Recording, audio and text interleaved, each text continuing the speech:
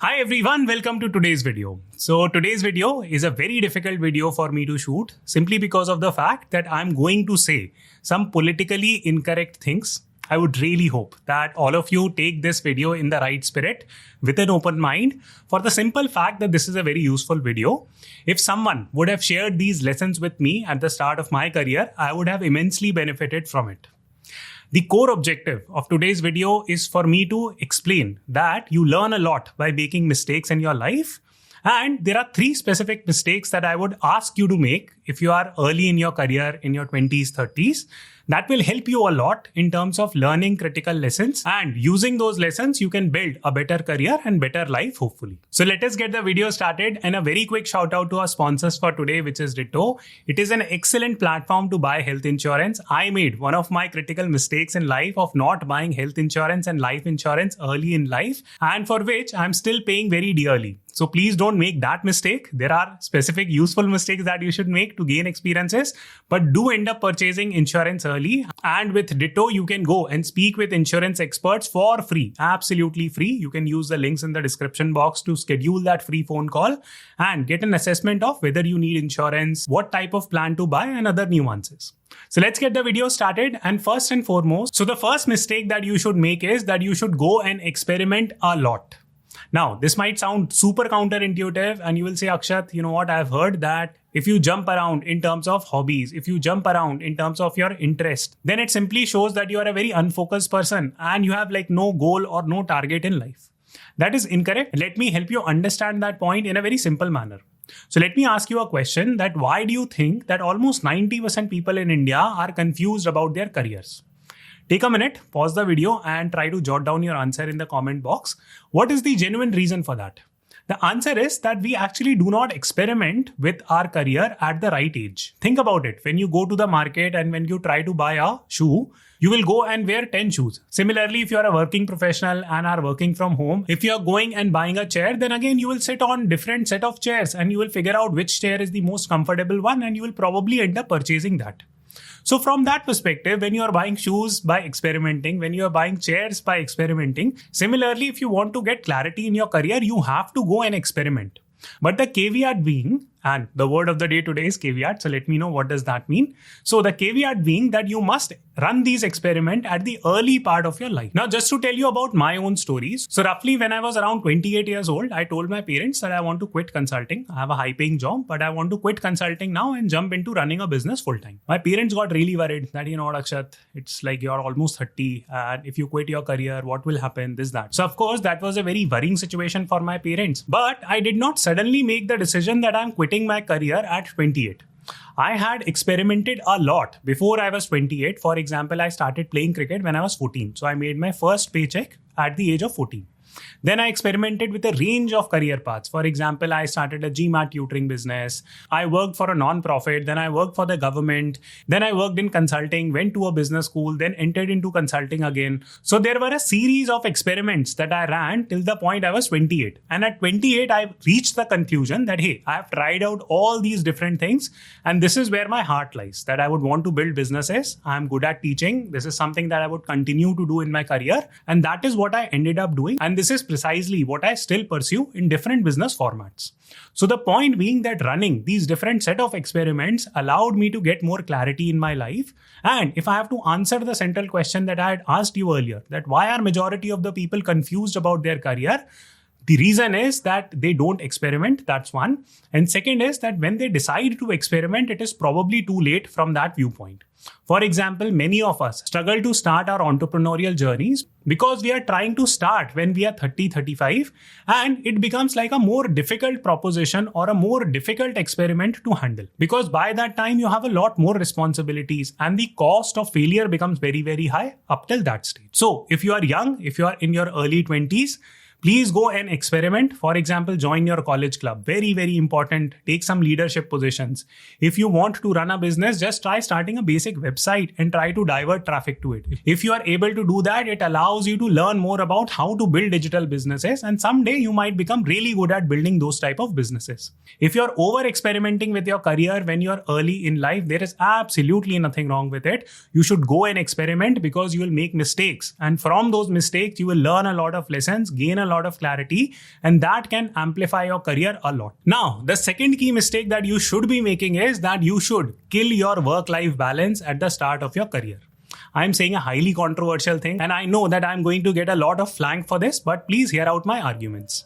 Now, if you go on LinkedIn or if you go on Twitter, you will see all these big CEOs. They will talk about that, you should prefer like work-life balance and you should find out your passion, this, that. All great things. I'm not against that at all. But here is the problem, that people who are from middle class, for example, I belong to middle class. My parents in their entire career worked in government jobs. For example, my mom was a cashier at Punjab National Bank and my dad eventually retired as a branch manager at United India Insurance Company. So I came from middle class, and one thing that I hope that all of us would agree with, that if you are from middle class, you don't have any backing. It's not as if that when you're starting your career, people are going to support you immensely.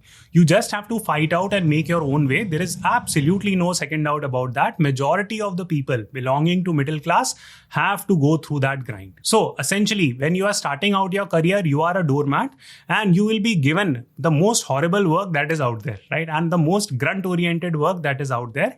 And you will have to unfortunately do it. There is absolutely no second doubt about that. Why? Because you don't have a backing. There is no one supporting you. So you have to grind it out. This is the basic fact of life. Now, let me systematically break down the concept of hard work and how exactly does it help you.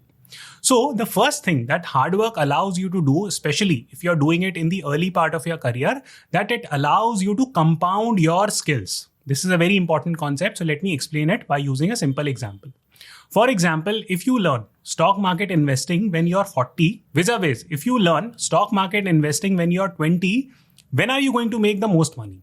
The answer is you will make most money if you would have learned stock market investing when you're 20. Why? Because you have more time, right? So you will probably invest in the stock market for 50 years if you learn investing when you're 20. So there is something called as skill compounding. The stock market skill that you picked when you were 20, it allowed you to benefit for 50, 60 years of your life.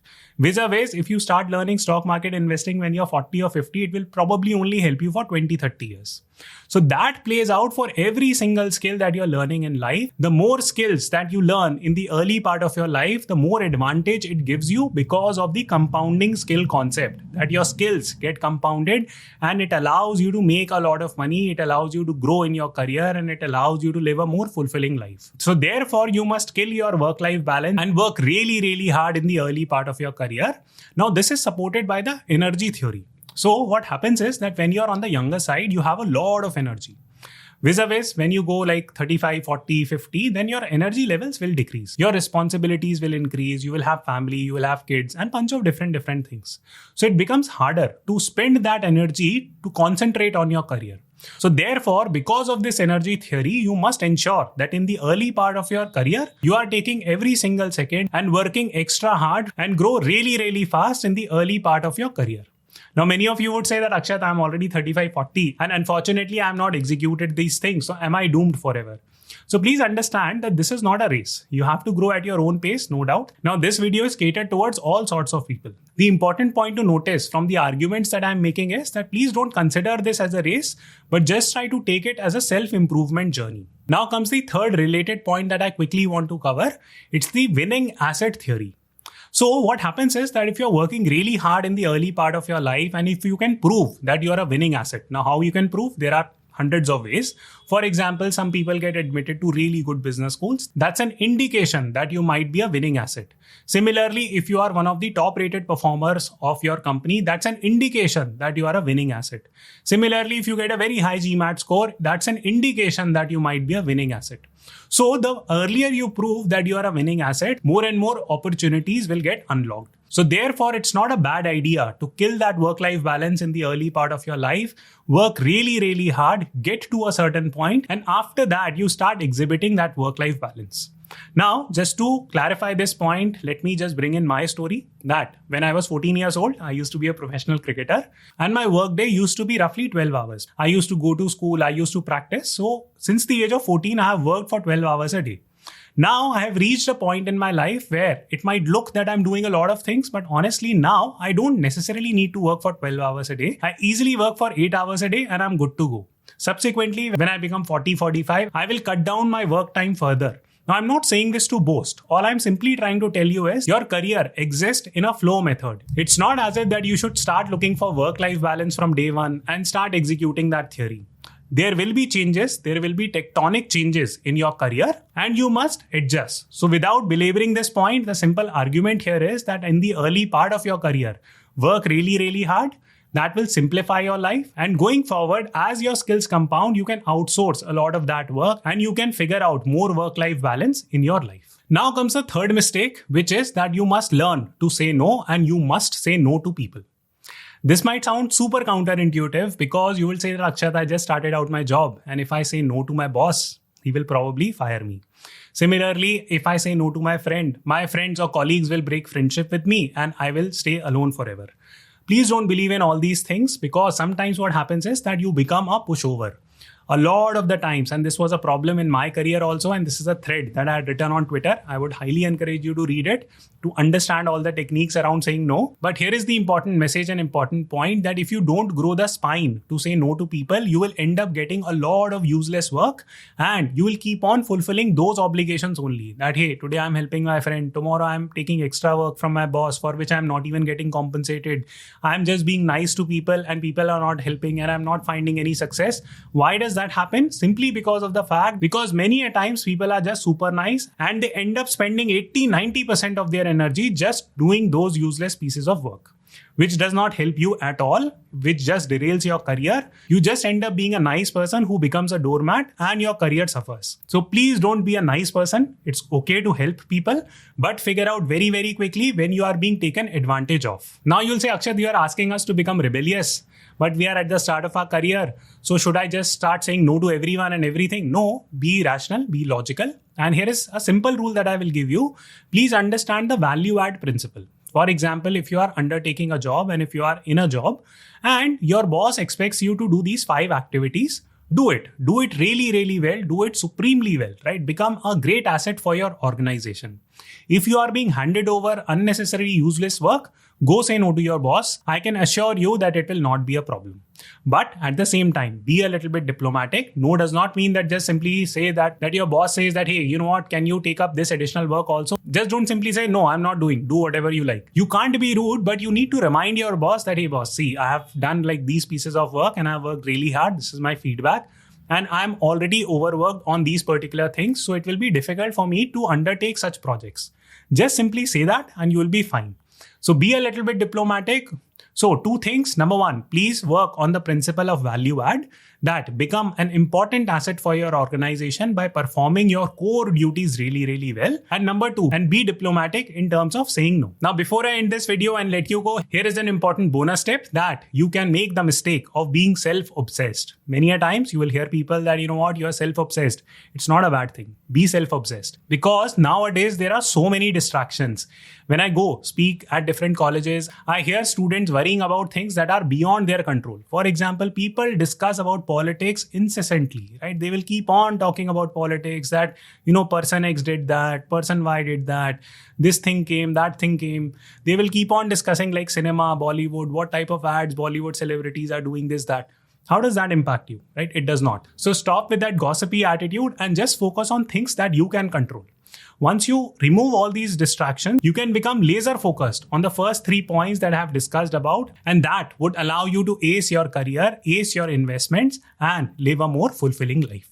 I hope you enjoyed the video. Do check the links in the description box for ditto, schedule that free phone call, and don't make the mistake of not purchasing an insurance. And I will see you tomorrow.